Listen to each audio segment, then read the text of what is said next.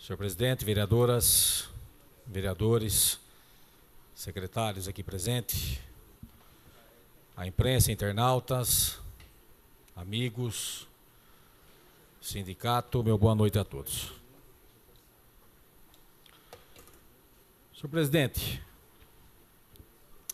primeiro, porque fui citado em partes nessa sessão, mas vou também cobrar do presidente da casa, mesmo porque requerimento, ele é feito, ele é votado, é aprovado ou rejeitado, e se aprovado, a prefeitura tem que encaminhar as informações, e a lei orgânica é muito clara, não encaminhou no prazo de 30 dias, cabe a essa presidência, e eu não sabia, e ao nosso jurídico também, que acione o Poder Executivo.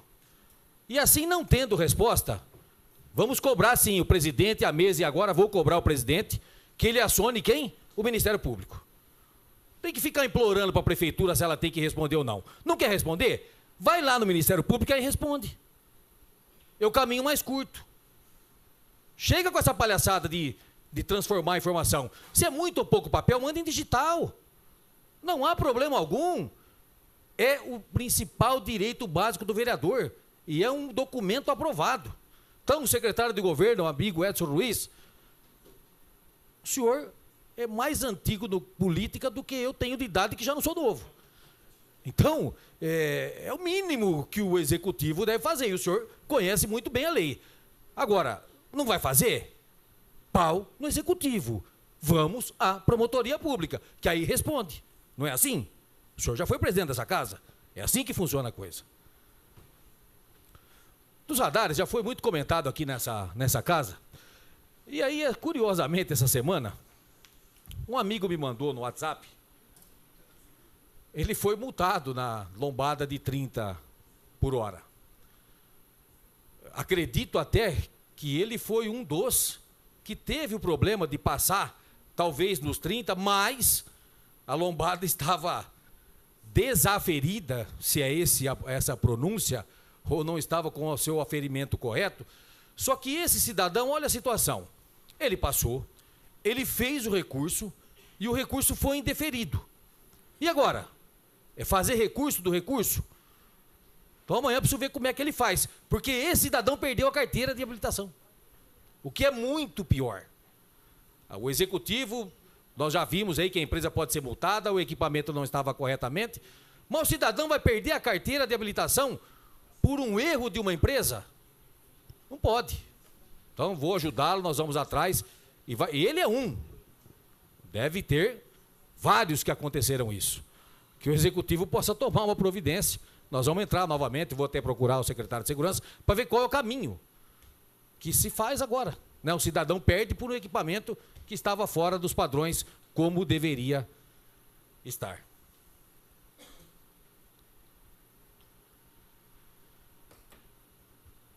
As finanças públicas, como foi citado nessa casa,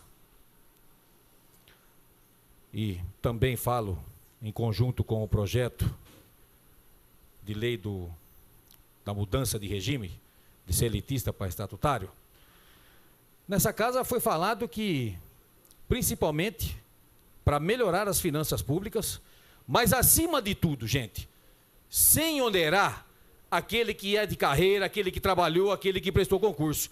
Então não pode você fazer um projeto, o projeto que está na casa hoje, que tem um artigo praticamente mudando de ser elitista para estatutário. E aí, Nil, eu não sei a forma correta de desvincular o fundo. Eu até entendo a sua preocupação, porque assim, ó, tem cidades vizinhas, tem uma que tem muito dinheiro, que aparentemente a situação está boa. Nós estamos no meio, e a do lado de cá tem um problema sério. Existe um buraco muito grande no fundo. Por quê? Apertou daqui, apertou dali, não tem dinheiro, onde é que os prefeitos foram? Pegaram o dinheiro do fundo, que é direito do trabalhador, e usou para pagar dívida, para pagar saúde, para pagar tudo. E agora o servidor que vai se aposentar vai ter um problema Sério. Agora, eu não sei, desvincular, eu vejo ao contrário, se pudesse vincular alguma receita do município para que não passasse, ao entrar nos cofres públicos, fosse direto para o fundo. Que aí não geraria a irresponsabilidade. Tem-se o valor, não sei falar se é do FPM, se é do ICMS, e se pode. Mas deveria ter algum mecanismo que o dinheiro entra e o dinheiro já vai para o fundo. Para que não corramos o risco de um prefeito ter que cobrir o buraco de outro ou da própria gestão, deixando que o funcionalismo a ver navios. E aí o prefeito passa, vem outro e vai falar que o outro, e aí, gente, vai virar um grande problema. Então eu não sei se a desvinculação ou a vinculação para que o funcionalismo tenha a segurança. Além de todas as preocupações do cidadão saber como é que ele se aposenta, ele resgata o fundo de garantia ou não. Então são coisas que a gente está falando aqui, mas que o executivo não responde. Nós temos um projeto aleatório e eu acho que assim, é desinteligência não retirar esse projeto. A impressão que eu tenho é que ele será rejeitado. Se assim ficar, se ele ficar assim, eu votarei contrário. Vereador, me concede uma parte? Sim, vereador. A parte onde que eu quero deixar registrado a prefeitura vai continuar depositando. O que não pode fazer é a retirada. É o que acontece em outra cidade. Então, ele vai continuar depositando no fundo. O que não pode haver essa vinculação é em retirada, não em depósito. Depósito eles vão continuar depositando. Entendeu? Não pode fazer a retirada. Isso é muito bom. Agora, a minha preocupação é o seguinte, ele vai continuar depositando e não pode retirar. Mas a minha preocupação é outra. E se ele não depositar? Aí não adianta, ele não depositou, ele ficou sem. Então, assim, encontrar uma medida de segurança para o... Aí, verdade, pode-se entrar no crime de apropriação indébita? Pode. Então, eu acho que tudo isso tem que ser estudado para que, principalmente, o trabalhador, o servidor público, não saia com apenas o ônus da mudança de lei que deve ser feita. Senhor presidente, transporte universitário. Eu vou falar, espero que pela última vez, desse assunto, mesmo porque até vi o vídeo que o prefeito fez em conjunto com os vereadores da base. Isso é muito bom.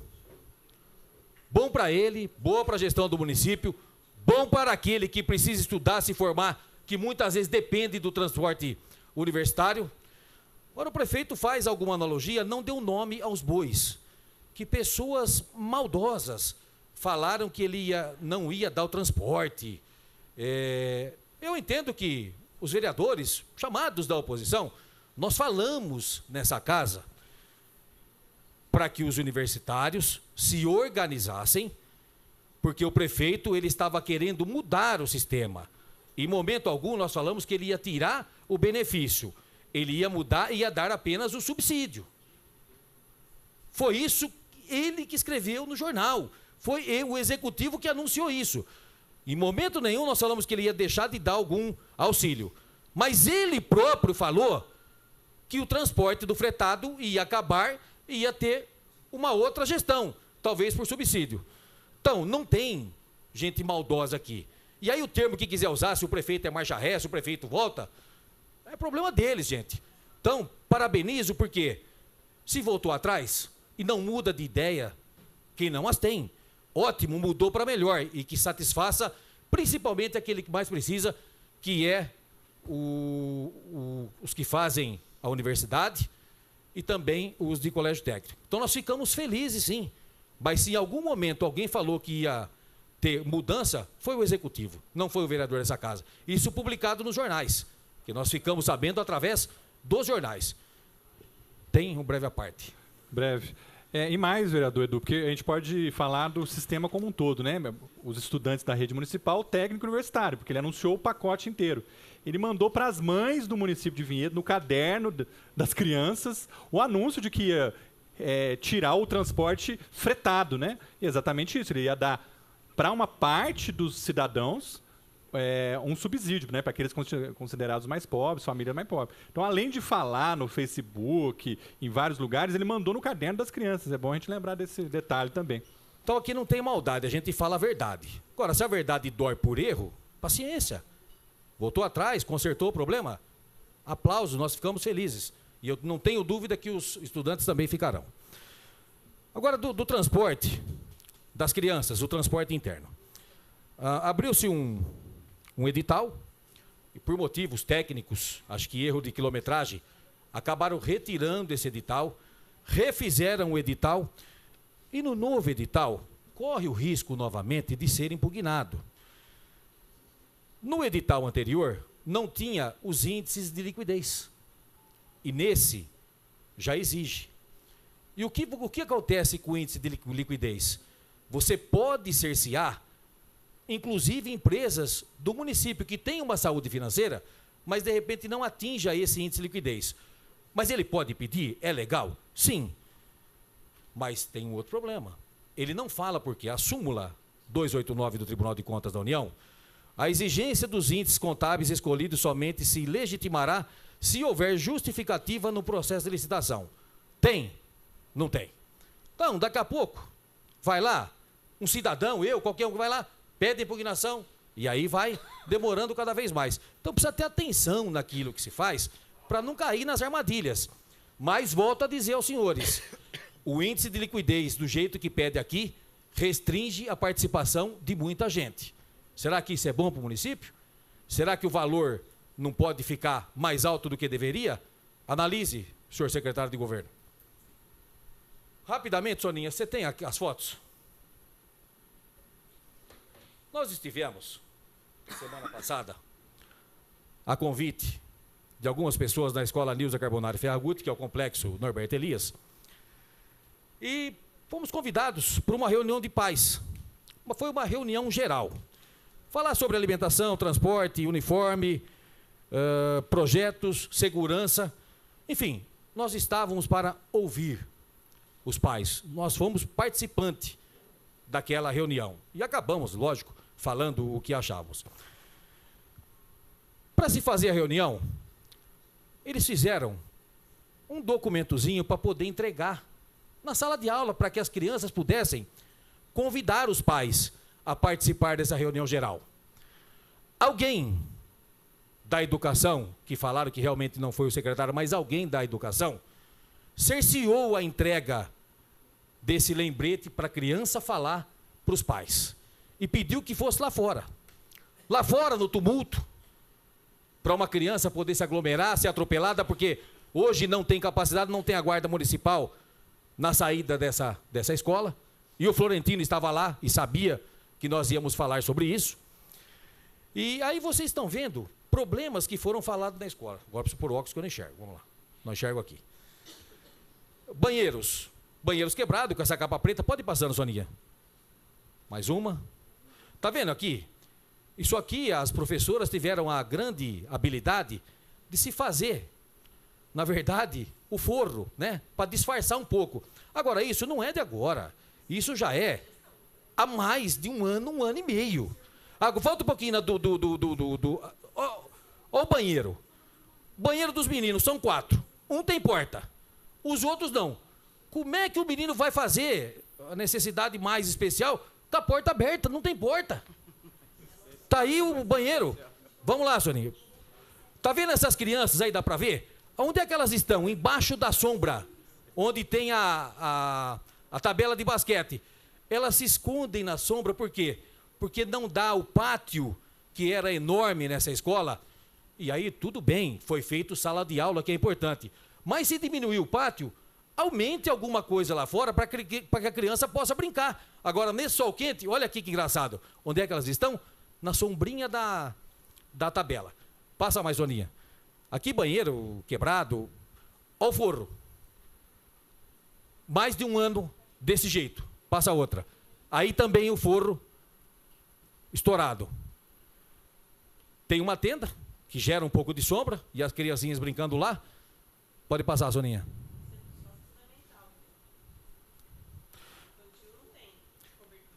Nós sabemos, porque na verdade é o complexo. Aí nós fizemos a visita, nós fomos em loco, porque reclamaram de várias coisas.